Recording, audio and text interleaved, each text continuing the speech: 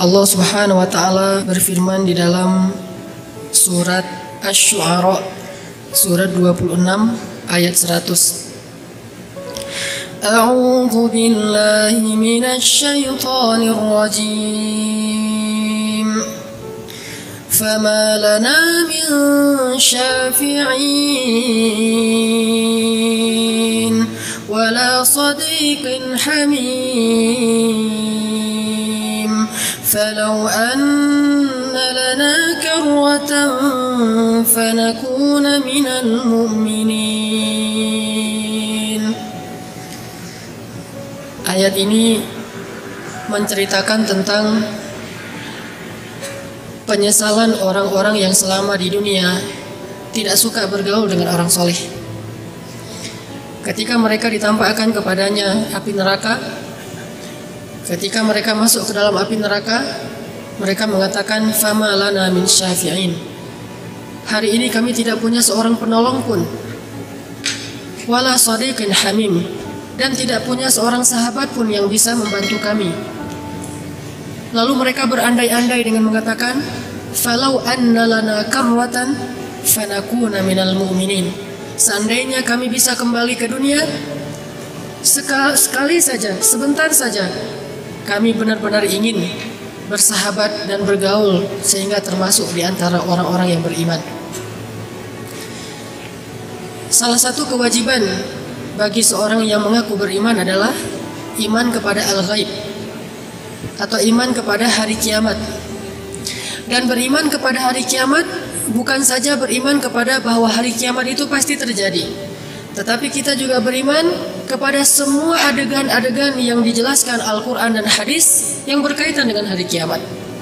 Salah satu hal adegan itu adalah adegan ketika orang-orang kafir atau orang-orang yang tidak punya sahabat yang solih menyesali kehidupan mereka di dunia yang sia-sia, dan mereka mengatakan, "Fama lana min syafi'in." Dan ini bukan satu-satunya ayat yang menjelaskan tentang penyesalan mereka karena mereka tidak punya sahabat yang dekat di antara orang-orang yang beriman selama mereka hidup di dunia. Banyak lagi ayat-ayat yang lain. Bahkan nanti kita akan melihat di dalam bacaan surat Ibrahim bagaimana orang-orang kafir berdebat antara mereka dengan tuan-tuan mereka. Lalu mereka berdebat dengan syaitan-syaitan mereka. Semuanya saling menyalahkan. Sehingga Allah berfirman di dalam surat yang lain, "La takhtasimu ladayya." Janganlah kalian berdebat di hadapanku. Kenapa mereka berdebat? Karena di akhirat saat mereka butuh benar kepada seorang teman, saat mereka benar-benar membutuhkan penolong, tidak ada seorang pun teman yang datang untuk menolong mereka. Sehingga mereka mengatakan, "Fama lana min syafi'in." Hari ini tidak ada lagi yang bisa menolong kami. Atau di dalam surat Az-Zukhruf surat 43 ayat 67, Allah menyebutkan bahwa al-akhilla, orang-orang yang dulunya bersahabat bukan karena Allah, yauma idzin ba'dhum li ba'dhin adu. Pada hari itu mereka saling bermusuhan antara satu dengan yang lain.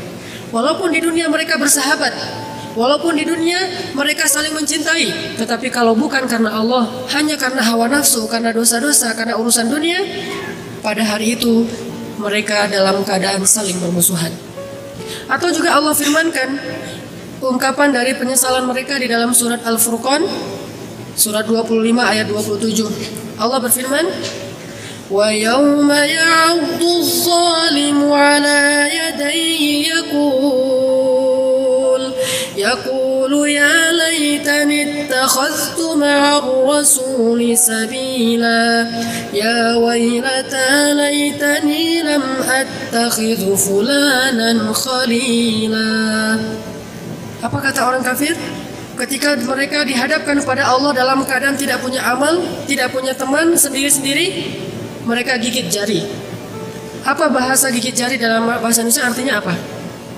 Gigit jari artinya menyesal, pasrah, tidak bisa berbuat apa-apa.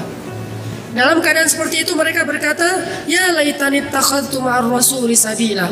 Aduhai seandainya dulu di dunia aku mengikuti Rasul, aku menjadi umat beliau, aku setia kepada ajaran-ajaran beliau. Ya wailata, aduhai celaka, laitani lam attakhidhu fulanan khalila.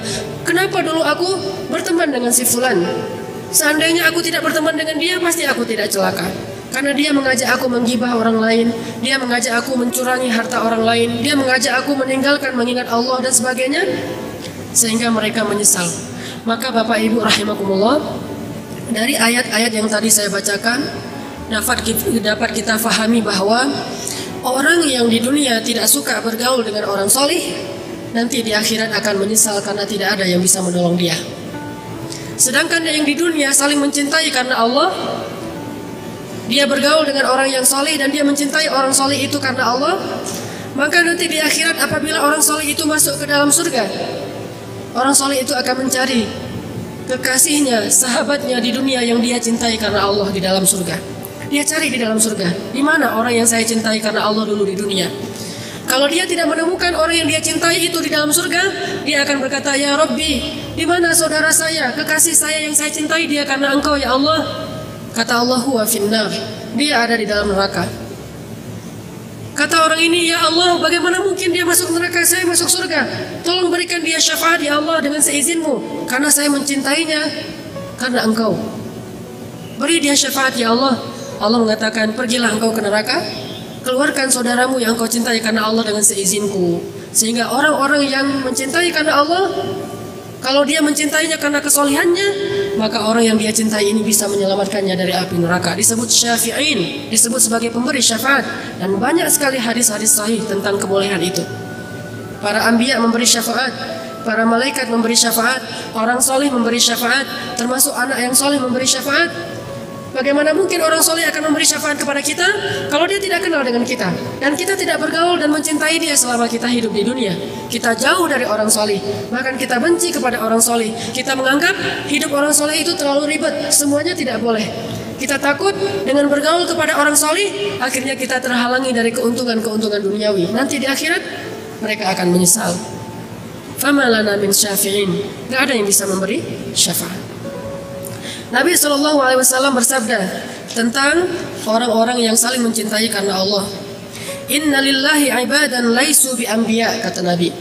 Allah itu punya sekelompok hamba yang mereka itu bukan para nabi, tapi para nabi cemburu kepada mereka.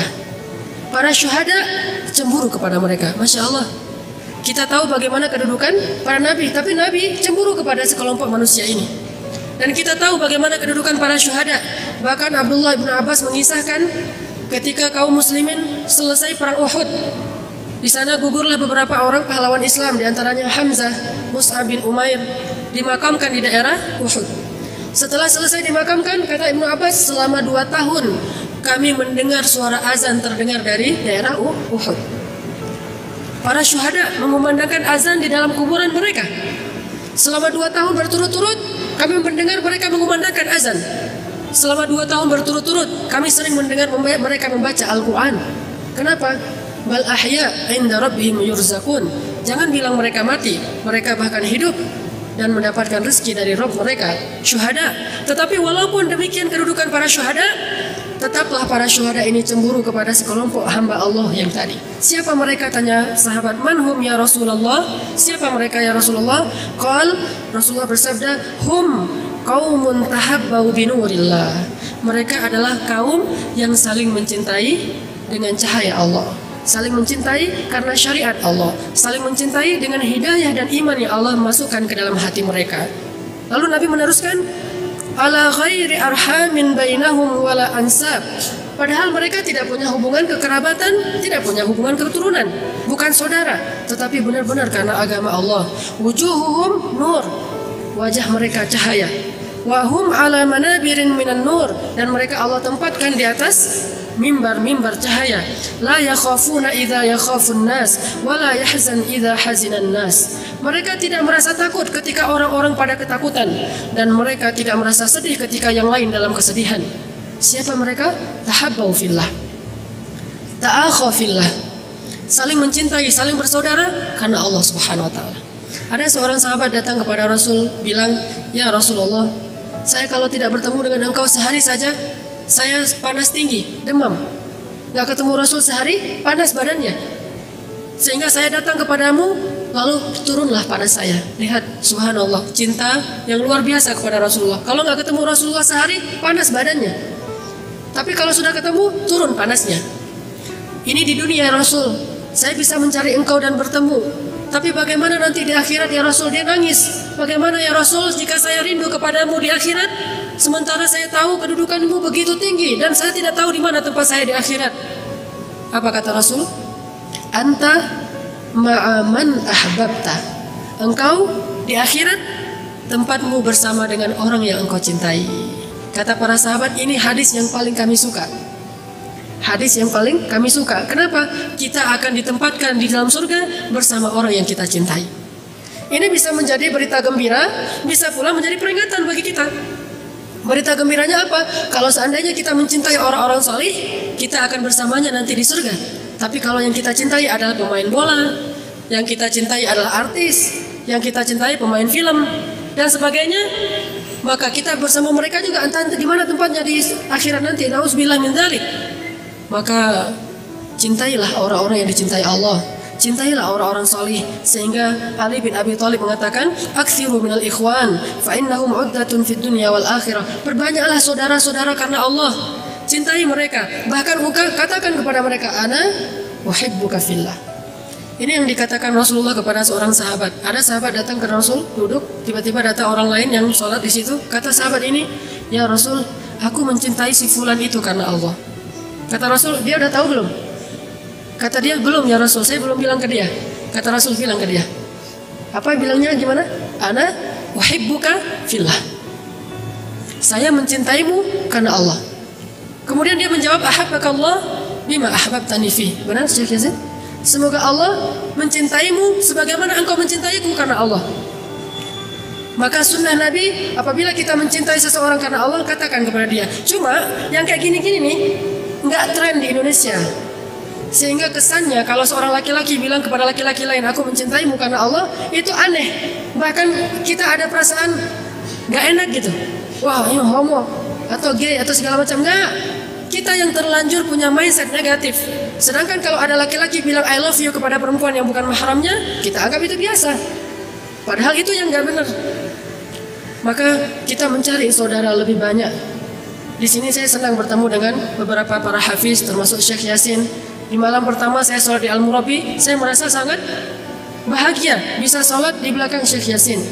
Saya rindu ketemu dengan beliau kembali. Kenapa? Karena saya melihat kesolehan pada diri beliau secara zahir. Dan saya mencintai beliau karena Allah Subhanahu wa taala. Dan ini yang harus kita perbanyak. Harus banyak jumlah orang yang kita cintai karena Allah di dunia. Jangan cuma mencintai orang dalam urusan-urusan dunia saja. Cintailah dia karena Allah. Dia akan menjadi penolong kita nanti di akhirat, atau kita yang menolong dia di akhirat, atau saling menolong nanti di akhirat. Sehingga Rasulullah SAW bersabda, "La tusahib illa mu'minah." Janganlah kalian berteman kecuali dengan orang yang beriman. Ada satu kisah yang luar biasa.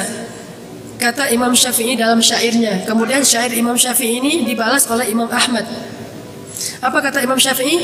"Uhibbus salihin walastu minhum, la'alli an anala bihim syafa'ah. Wa akrahu man tijaratuhul ma'asi walau kunna sawa'an bil bida'ah." Apa kata Imam Syafi'i? Aku suka sekali, cinta sekali kepada orang salihin, walaupun aku tidak termasuk di antara mereka. Semoga aku kelak bisa mendapatkan syafaat dari mereka. Ini Syafi'i yang mengatakan. Imam kita, salah satu mazhab yang terbesar di Indonesia. Maka sahihlah bahwa orang-orang salih itu bisa memberi syafaat. Aku mencintai orang salih walaupun aku tidak termasuk di antara mereka. Dan aku berharap nanti aku bisa mendapatkan syafaat dengan mereka di akhirat. Dibalas oleh Imam Ahmad. Apa kata Imam Ahmad? "Tuhibbus salihin wa anta minhum." Engkau mencintai orang salih padahal engkau termasuk orang salih. Lihat tawadhu'nya Imam Syafi'i dan begitu menghargainya Imam Ahmad kepada Imam Asy-Syafi'i. Kemudian kisah dua orang yang saling mencintai karena Allah dan saling mengunjungi. Ada dua orang. Yang pertama sedang sholat di masjid. Kekasihnya, sahabatnya datang mengunjunginya ke masjid karena udah beberapa lama, udah berminggu-minggu gak ketemu. Akhirnya dia datang, pengen ketemu, udah lama gak ketemu, kangen. Datang ke masjid, pas sampai di masjid dilihat orang itu lagi sholat. Ditunggu, di dalam masjid ditungguin. Kok sholatnya nggak selesai-selesai, panjang sekali sholatnya. Akhirnya yang tadi menunggu ikut sholat juga sendiri-sendiri, sholat sunnah, dia sholat juga sampai tengah malam lewat sampai subuh. Akhirnya mereka sholat subuh, selesai subuh orang ini pergi karena punya hajat yang penting, tidak saling bertegur sapa, cuma datang aja pengen lihat, pengen tahu wajahnya karena kangen. Layaknya seorang kekasih yang pengen mengetahui kekasihnya, melihat aja dari jauh sudah mengobati rindu. Begitulah kekasih karena Allah Subhanahu wa taala. Di zaman sahabat yang kayak gini banyak. Salah satu contohnya adalah cintanya Abu Bakar kepada Bilal bin Rabah, atau cintanya Abu Huzaifah kepada Salim. Salim ini hamilul Quran. Atau cintanya Umar kepada Abu Bakar, sehingga ketika Abu Bakar sudah wafat, Umar sering rindu kepada Abu Bakar. Apa kata Umar kalau rindu kepada Abu Bakar?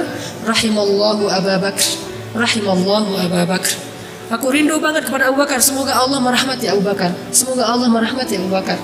Menunjukkan mereka saling mencintai karena Allah. Dan salah satu yang dilakukan Nabi di awal-awal ketika beliau hijrah ke Madinah, selain membangun masjid, adalah mentaakhi, mempersaudarakan fillah antara Aus dengan Khazraj, Ansar dengan Muhajirin. Ini semuanya adab dalam Islam. Perbanyak saudara-saudara karena Allah. Dan saya senang apabila menemukan seorang pemuda yang biasanya pemuda itu megang gitar, ini megang Al-Quran. Saya mencintai mereka karena Allah. Tapi ini hanya untuk khusus laki-laki dengan laki-laki, perempuan dengan perempuan. Jangan sampai ibu-ibu bilang ke saya, Ustaz Hanan, saya mencintaimu karena Allah. Itu nggak boleh. Ada yang di Google juga nulis, saya senang diimamin Ustaz Hanan, lama-lama juga nggak masalah, biarin aja suami saya cemburu. Itu nggak boleh. Ada yang nulis seperti itu, ini jadi fitnah nanti suara saya. Mending saya datarin aja iramanya biar nggak terlalu jadi fitnah gitu kan? Karena bisa jadi fitnah. Ibu-ibu sesama ibu-ibu, yang ikhwan, bapak-bapak sesama bapak-bapak. Dan ini tidak ada hubungannya dengan hawa nafsu. Semua ini soal iman kepada Allah Subhanahu wa taala. Bahkan salah satu di antara 7 golongan yang mendapatkan naungan Allah di hari ketika tidak ada pohon, tidak ada zilal, tidak ada bayangan, tidak ada yang menutupi kita dari cahaya matahari kecuali zilal dari Allah. Yauma la zilla illa zilluh. Salah satu dari 7 golongan yang dapat naungan Allah adalah 2 orang yang saling mencintai karena Allah, bertemu karena Allah, berpisah karena Allah. Sudahkah kita punya orang seperti itu? Tidak ada urusan dengan nasab dan hubungan kekeluargaan, murni karena agama Allah. Kalau kita punya, perbanyak. Kalau belum punya, cari. Kalau enggak, kita termasuk orang-orang yang lalai. Nauzubillah min dzalik. Mudah-mudahan ini bermanfaat. Barakallahu li wa lakum. Wassalamualaikum warahmatullahi wabarakatuh.